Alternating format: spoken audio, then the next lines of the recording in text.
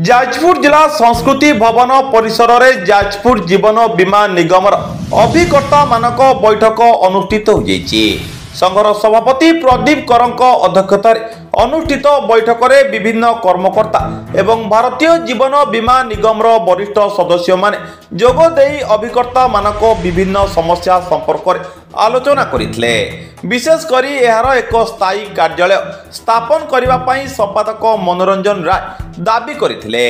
जाजपुर सुनेलिका साहू को रिपोर्ट सूर्यास्त न्यूज। प्रदीप कुमार कर आज आम 30तम एजेंट यूनियन वार्षिक उत्सव करुचु। प्रति वर्ष जाजपुर शाखा वार्षिक उत्सव पालन करूँ। आज 300 ରୁ 50 अभिकर्ता जोग दियंती एवं आज